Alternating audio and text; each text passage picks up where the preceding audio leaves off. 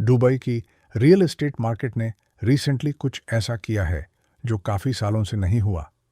ये धीरे धीरे स्लो नहीं हुई, ना ही क्वाइटली करेक्ट हुई, ये सीधा फ्रीज हो गई। सालों तक इस मार्केट को दुनिया भर में एक सेफ हेवन के तौर पर प्रमोट किया गया, एक ऐसी जगह जहां पैसा सिर्फ महफूज नहीं रहता था बल्कि अनसर्टेनिटी के दौरान ग्रो करता था।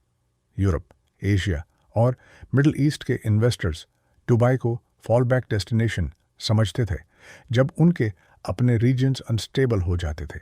लेकिन मार्च 2026 में कुछ बदल गया और नंबर्स इस बात को क्लियर करते हैं। महीने के पहले हिस्सा में यूएई में प्रॉपर्टी ट्रांजैक्शंस की वैल्यू 51% मंथ ऑन मंथ गिर गई। यह कोई नॉर्मल स्लोडाउन या छोटा डिप नहीं था, यह एक सडन और एग्रेसिव पुलबैक था।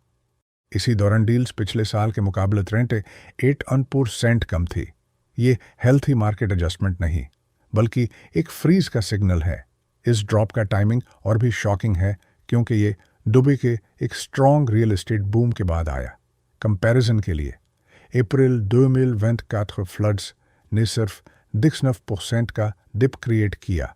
नवंबर 2024 ईरान इसराइल टेंशंस ने 32% गिरावट लाई। जून 2025 रीजनल अनसर्टेनिटी ने सिर्फ 17% इम्पैक्ट डाला, लेकिन अब 51% का ड्रॉप इन सबसे ज़्यादा है। ये सिर्फ एक्सटर्नल शॉक नहीं बल्कि इन्वेस्टर रिस्क परसेप्शन में चेंज का सिग्नल है। अगर हम मार्केट को डिटेल में देखें, secondary slash ready to move segment में ट्रांजैक्शंस 59% ईयर ऑन ईयर गिर गए। ये डायरेक्ट डिमांड का इंडिकेटर होता है। लग्जरी विला सेगमेंट जो पोस्ट पैंडेमिक बूम का इंजन था, उसमें 89% की गिरावट आई, मतलब डिमांड ऑलमोस्ट गायब हो गई। ऑफ प्लान सेगमेंट में भी प्रेशर है। ट्रांजैक्शंस 38% डाउन और अपार्टमेंट्स 59% गिर गए। जब रेडी और फ्यूचर दोनों सेगमेंट्स एक साथ गिरते हैं तो प्रॉब्लम लोकलाइज्ड नहीं होती, ये पूरी मार्केट का इशू होता है। अब बात करते हैं प्राइसेस की। दुबई की मार्केट हमेशा अप ओनली नैरेटिव पर चलती रही है, लेकिन मार्च के पहले 12 दिनों में apartment prices 8% month on month और 3% ईयर ऑन ईयर गिर गए। प्राइसेस यूजुअली डिले से रिएक्ट करते हैं, तो ये एक अर्ली वार्निंग हो सकती है।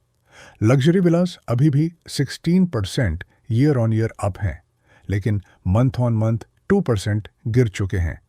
इसका मतलब मोमेंटम स्लो हो रहा है। फाइनेंशियल मार्केट्स ने भी स्ट्रॉन्ग रिएक्शन दिया। एमआर प्रॉपर्टीज के शेयर्स लगभग 40% गिर गए कॉन्फ्लिक्ट के बाद।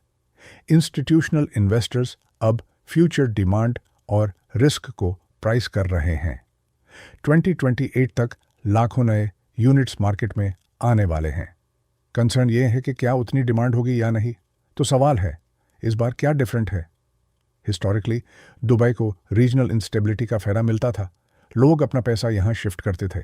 लेकिन अब अगर परसेप्शन सेफ हेवन से रिस्क जोन की तरफ शिफ्ट हो जाए तो इन्वेस्टर्स रुक जाते हैं। साथ ही सप्लाई प्रेशर भी है। 2028 तक 300 to 400,000 नए रेजिडेंशियल यूनिट्स एक्सपेक्टेड हैं।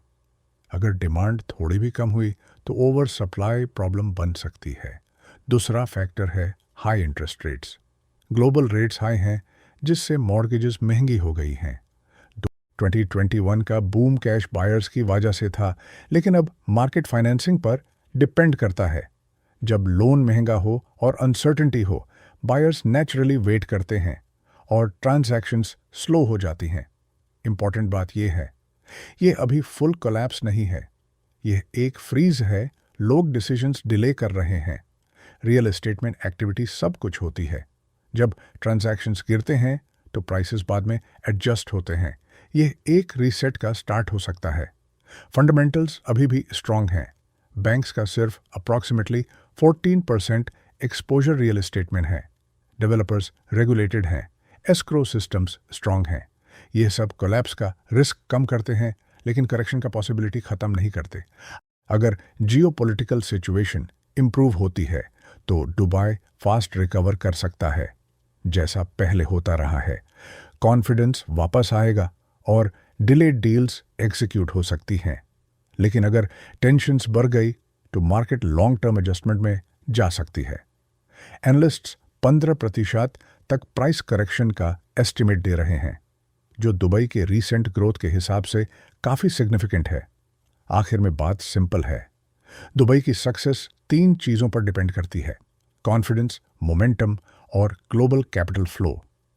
जैब तीनों स्लो हो जाएं तो मार्केट का रिदम चेंज हो जाता है। ये क्रैश नहीं है, ये हेजिटेशन है। और रियल एस्टेट में हेजिटेशन कभी कभी क्रैश से भी ज़्यादा पावरफुल होती है। अब असली सवाल ये है, क्या ये टेम्पररी रिएक्शन है या दुबई के प्रॉपर्टी मार्केट में एक डीपर शिफ्ट का स्टार्ट? आप क्या सोचते हो? कमेंट्स में ज़रूर बताना। और अगर आप ऐसी डीप एनालिसिस वीडियोस चाहते हो तो लाइक, सब्सक्राइब और स्टे ट्यून्ड, क्योंकि स्टोरी अभी ख़त्म नहीं हुई।